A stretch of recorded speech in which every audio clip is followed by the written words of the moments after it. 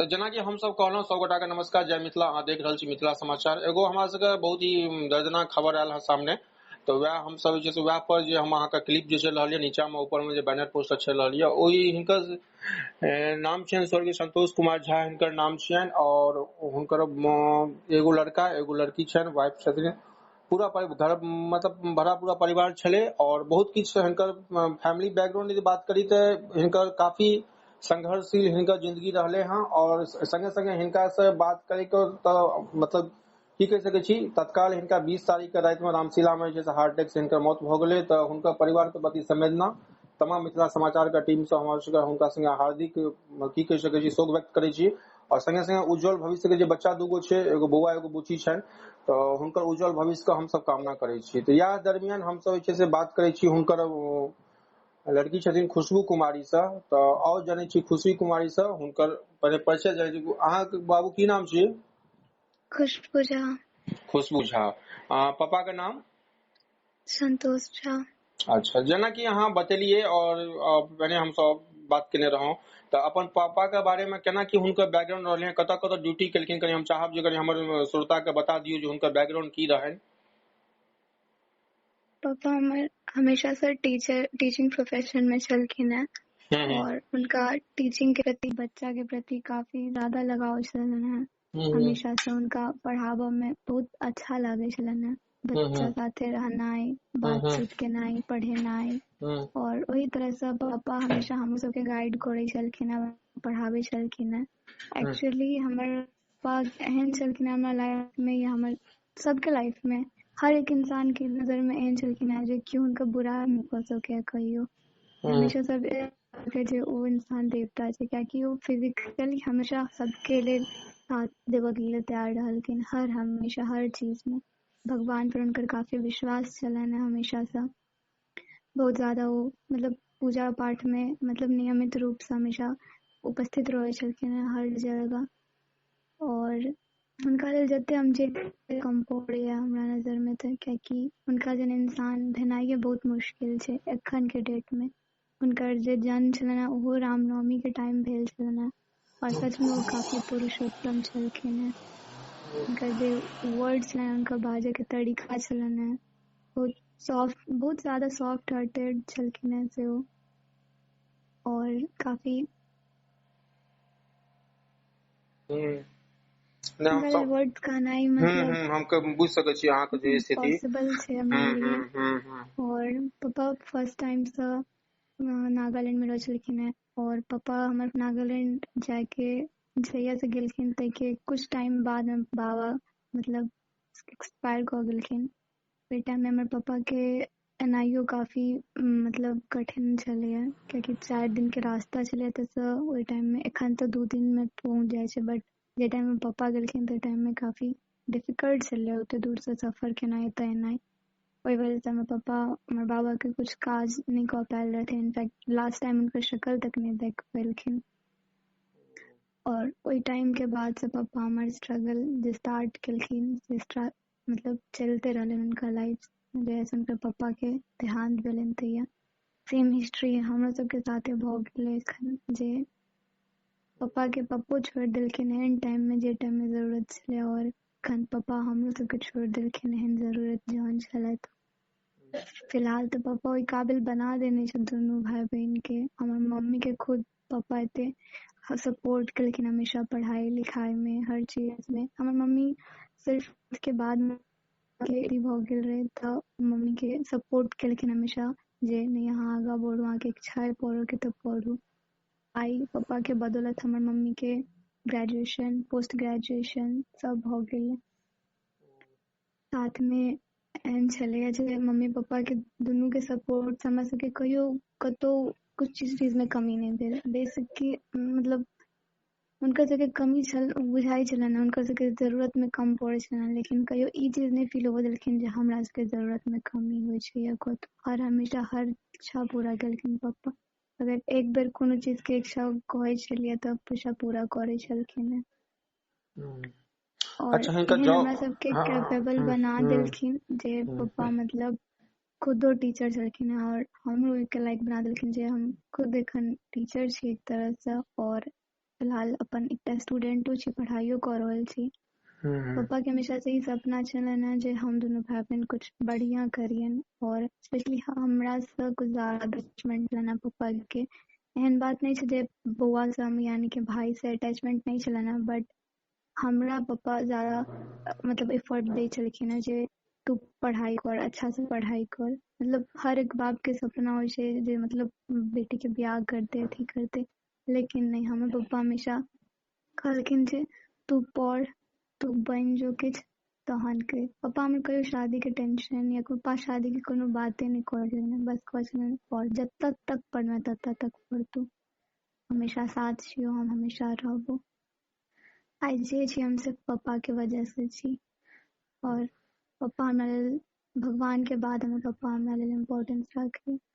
जेना कि अहाँ बतेलिए, हम सब भोर में बात भेल रहे, तो वो किस टाइम में मतलब कि जॉब हुनका 2023 में भेल, जेना कि अहाँ बतेने रहिए सुबह में। जी हाँ, तो ओइसे पहले नागालैंड के बाद फिर ई नागालैंड में जेना कि अहाँ कहलिए कि 14-15 साल नागालैंड में टीचिंग लाइन में रहे पापा। 16 साल पापा तो जॉब केने रहथिन। और तकर बाद फिर मधुबनी एलिए अहाँ सब। हाँ, तो पापा के 16 साल जॉब केला के बाद मतलब मिस कॉलेज तो एलखिन अहाँ कनी हल्का नेटवर्क अहाँ कटैया, कनी अप डाउन भए जाओ। हाँ हाँ, हेलो। हाँ हाँ हाँ, आप ठीक है भैया। हाँ, मतलब पापा के और मम्मी के एक्चुअल में ये इच्छा रहे जे बाबा में मतलब ट्रिक गेलखिन काज लेल, या नहीं देख पेलखिन बाबा के लास्ट टाइम, से चीज नहीं भ पावन, और पापा मतलब एतऽ रहथिन। अच्छा जे दादी के देखथिन, देखभाल करथिन। अच्छा, तै दुआरे अहाँ सब मधुबनी शिफ्ट भ गेलिए। हाँ, मधुबनी एतऽ शिफ्ट भ गेलिए गाँव में, जे दादी के सपोर्ट रहे। और ठीक है, दादियों के तबियत टाइम में खराब रहन, तो एहि सब द्वारे आबि गेलिए। और पापा के तो कुछ जॉब ढूंढल नहीं पड़ल रहन, एक्चुअली पापा के ओते से ट्रांसफर मतलब एतऽ बेटर भेल रहन, रीजनल पब्लिक स्कूल में। अच्छा, तो ओ हमर सवाल है जे नागालैंड से जखन अहाँ के पापा फिर मधुबनी एलखिन रीजनल में, तो हुनकर पोस्टिंग भ गेलै, तकर बाद अहाँ सब परिवार मधुबनी में रहऽ लगलिए बराबर? नहीं, मधुबनी में पापा जॉब करने रहे, हम सबके गांव में शुभंकरपुर में। अच्छा शुभंकरपुर। अच्छा शुभंकरपुर में। अच्छा, तकर बाद जखन TR1 के वैकेंसी भेले बिहार सरकार के, तखन हुनका टीचर वाला भेले। हाँ, उससे पहले पापा STET के एग्जाम देने रहथिन। अच्छा STET ओइसे पहले एक बेर और देने रहथिन, तो नहीं रहन क्लियर भेल, बट सेकंड टाइम जे देलखिन ओइ टाइम में मतलब पापा के एज रहन ओइ टाइम में, मतलब एकटा लिमिट होय छै ने में एज जे एग्जाम द सकैया, तो ओइ के अकॉर्डिंग पापा के लास्ट एकटा चांस फिर भेटल रहे। पापा जहाँ की गांव में रहै नहीं छलखिन है, तो वजह से पापा इस समय ते इन्वॉल्व नहीं रहथिन। तो जहिया से तो रह लगलखिन, तो पापा वो कोशिश रखलखिन जे हमरा ई चीज में पॉसिबल हुआ तो भ जाए, और आगा लाइफ में उनकर मतलब सक्सेस एकटा भेटन, उनका एकटा बढ़िया मोड़ भेटन, ताहि दुआरे। तो पापा ओइ चीज के लिए स्ट्रगल केलखिन, और STET वाला में निकल गेल रहे, बट गवर्नमेंट कुछ एहन स्कीम सब रूल सब बना देलकै जे नहीं भ सकले पॉसिबल। पापा के मतलब लिस्ट में नाम रहे, क्लियर भ गेल रहन मेरिट लिस्ट में, बट गवर्नमेंट के वजह से ओइ टाइम में रुक गेल रहे। तो फिर BPSC TR1 जे भेल रहे, तै में पापा बहुत हमर हार्ड वर्क क और में अपन सक्सेस पा लेलखिन। और चीज की काफी खुशी रहन उनका, बहुत ज्यादा खुश रहथिन जे फाइनली हम ए स्टेज पर पहुंच गेलौं, अपना लाइफ के अपना सक्सेस बना लेलौं। ई चीज के दुखो रहन जे टाइम में उनका जरूरत मतलब एक टाइम पर उनका नहीं बनन, काफी लेट केलखिन, बट फाइनली मतलब पाइब लेलखिन ओइ चीज के।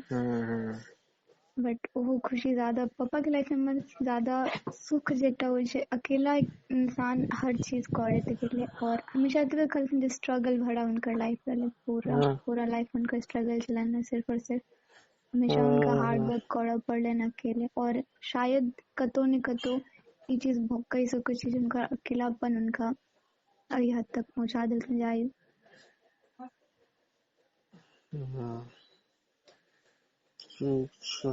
और कोनो मतलब अहाँ मतलब हम की कह सकै छी, अखन बेसी बात करे के नहीं छै, लेकिन लास्ट हमर यह सवाल है जे अहाँ के मतलब एज ए से मतलब अहाँ प्राइवेट में सेक्टर में मतलब अहाँ के एज कते है से हम कहीं क्लियर करै छी। 19 ईयर। तो अहाँ अपन पढ़ाई के संगे संगे अहाँ के पढ़ाइयो चल रहल छै? पढ़ाइयो चल छै, हम graduation third year graduation third में बौआ कते एज हेतै 18।